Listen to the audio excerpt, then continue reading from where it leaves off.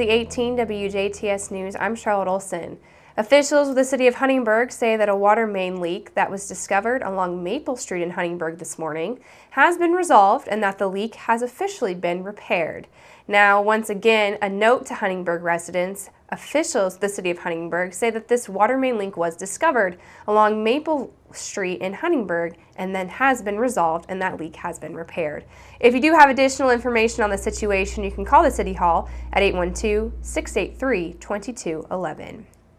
A juvenile suffered injuries Wednesday afternoon after being struck by a vehicle on Jasper's east side. Jasper police say that around 4:45 p.m. Wednesday, a passenger car driven by 58-year-old Michelle Campbell Rootmuller of DuBois was headed eastbound on 15th Street approaching Franklin. Rootmuller told police that a juvenile ran into the roadway and into her path and that she could not avoid striking the child with her vehicle. Police say that witnesses at the scene confirmed these events. The juvenile was taken to Memorial Hospital after complaining of arm and neck pain, but no charges were officially filed. But various charges, including, have been levied against a Jasper man who was taken into custody on Wednesday afternoon after he was accused of raping a woman earlier this week. The DuBois County Sheriff's Department says that they were made aware of an incident yesterday that allegedly took place on Monday. An investigation by a department detective has led to the arrest of 23-year-old Nicholas Berger of Jasper, who authorities say was known by the victim. Berger was placed under arrest on Wednesday afternoon and was booked into the DuBois County Security Center on 2 Level 3 felony counts of rape, a Level 3 felony count of attempted rape, and a Level 4 felony count of burglary. A Huntingburg man caused a commotion after reports came in from a local gas station of an impaired person. 27-year-old Jeffrey Thomas of Huntingburg was arrested after resisting and ignoring police commands on Wednesday. Wednesday afternoon, Huntingburg police were notified of a possibly impaired person at the gas pump at Huck's Gas. When police arrived, the driver, later identified as Thomas, left the station and traveled to 12th Street before police observed a traffic violation. Thomas made it to his residence where officers made contact with him. Police say that after making contact with Thomas, he immediately became uncooperative and told officers to leave the property several times before trying to put his window up when asked to step out of the vehicle. Officers then forcibly opened the door to the vehicle and Thomas refused to exit. Police then removed him from the vehicle and placed him into handcuffs. Huntingburg police say a canine officer was on scene and the canine alerted on the vehicle. A search of the vehicle was done with police finding marijuana. Thomas was transported to Memorial Hospital for medical clearance prior to being lodged into the DuBois County Security Center, where he is facing preliminary charges of resisting law enforcement and also charges of possession of marijuana. On Wednesday, 22-year-old Kathleen Noel of Louisville, Kentucky was stopped after state police clocked her vehicle traveling 99 miles per hour on I-64 near the 62 near Ferdinand area. State police thought Noel might be under the influence, so a chemical test was performed at Jasper Memorial Hospital and revealed that Noel was impaired on amphetamines, benzodiazepines, and THC. She was taken and booked into the DuBois County Jail on multiple charges, including operating while intoxicated on a controlled substance, endangering, and also on speeding. The recent conversation of a proposed coal hydrogenation plant in Dale has members of the community split on support for the possible facility. The DuBois County Herald reports that at the standing room only town council meeting on Tuesday night, a group of concerned citizens voiced their opposition to the proposal of a $2.5 billion direct coal hydrogenation plant, citing effects of long-term pollution and engineering concerns that will come with the project. The town recently annexed 500 acres north of Dale. However, the acreage has not yet been rezoned as industrial use and will be considered for the designation at the next Dale Plan Commission meeting on March 22nd. The plant would use VCC technology, but opponents to the plant say technology is currently not used anywhere in the nation. Riverview Energy, the company proposing the plant, says that the VCC process is used commercially in China and Russia, and the proposed plant expects to use 1.6 million tons of coal and produce 4.8 million barrels of clean diesel and 2.5 million barrels of naphtha each year. A domestic terrorist leader, Matthew Heimbach, who has been nicknamed the next David Duke, was arrested this week following a dispute that led to charges of battery. Heimbach, a white nationalist, was arrested on Tuesday after an incident involving Heimbach and his wife's stepfather, Matt Parrott.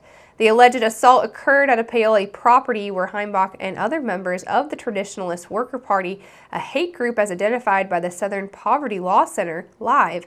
Police say that Parrott confronted Heimbach about an alleged affair between him and his wife, and after the assault, Parrott left and called police from an area Walmart. Heimbach, who lives in Paoli, was involved in promoting the Unite the Right rally in Charlottesville, Virginia last August.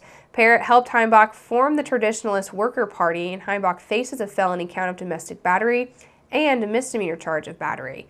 Heimbach's wife told police that her husband pushed her and grabbed her face in front of their 2 young children. He posted a $1,000 cash bond shortly after his arrest and was released from the Orange County Jail.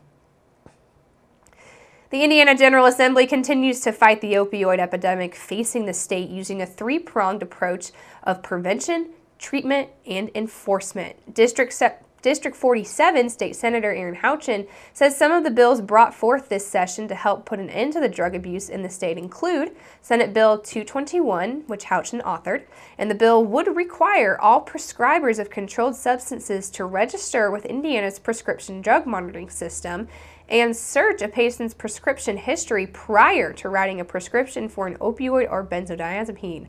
Houchin says that this will help to eliminate doctor hopping for multiple prescriptions and will cut back on overprescribing. The bill was included on Governor Holcomb's legislative agenda. To ensure opioid abusers have access to the treatment they need, House Bill 1007 would allow the Division of Mental Health and Addiction to approve 9 additional opioid treatment programs, which would be operated by hospitals. Houchin says by expanding these programs, all Hoosiers would be within a 1-hour drive from a treatment program. To increase penalties for the worst of the worst drug dealers in our communities, House Bill 1359 would create felony charges if a sale led to a fatal overdose.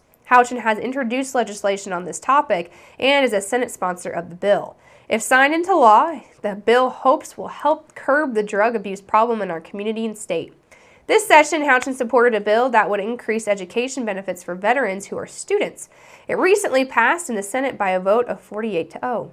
House Enrolled Act 1047 would allow members of the Indiana National Guard, the reserves of armed forces who are on active duty or called to active duty during an academic term at a state educational institution to re-enroll in an uncompleted course or receive a refund or credit. This act would also ensure the benefits student veterans receive do not count against them for need-based financial aid. This bill will now move to the governor for his consideration. Houchin represents Indiana Senate District 47, which includes all of Crawford, Orange, Harrison, Perry, and Washington counties, and also eastern DuBois County. And Indiana's annual legislative session ended with bickering Republicans who control the House and the Senate as they exceeded Wednesday's midnight deadline and adjourned without taking up a number of key bills. Republicans scrambled to unsuccessfully ram through bills as the clock neared midnight. GOP Governor Eric Holcomb even offered to sign a special order extending the session by an hour, though it was far from certain if he had the authority to do so. When it was all said and done, leaders in the House and Senate pointed blame at each other for allowing a handful of tax gun technology and school bills to die. Among the bills left unfinished was measures that would have boosted school safety funding, regulated self-driving cars, and eliminated handgun license fees and allowed churchgoers to carry guns to worship services on school grounds. Democrats blasted Republicans for wasting time. House Minority Leader Terry Gooden, an Austin Democrat, expressed frustration as saying that it was a total mismanagement and that Republicans are a group that is complete and total control of the chambers and they can't get the work done. Still, there were some accomplishments in the final week. Indiana lawmakers took action on Wednesday on measures that would allow the use of cannabis-derived oil, permit young immigrants called Dreamers to obtain professional licenses, and backfill a public school funding shortage. Other wins for lawmakers included the ban on the practice of eyeball tattooing and establishing the state's firefly as the state's official insect. They also accomplished one other feat signed into law by Holcomb, eliminating a prohibition carry-out Sunday alcohol sales that has effectively been in place in the state of Indiana since 1816. And make sure you keep it right here, because up next we're going to take a look at your weather summary.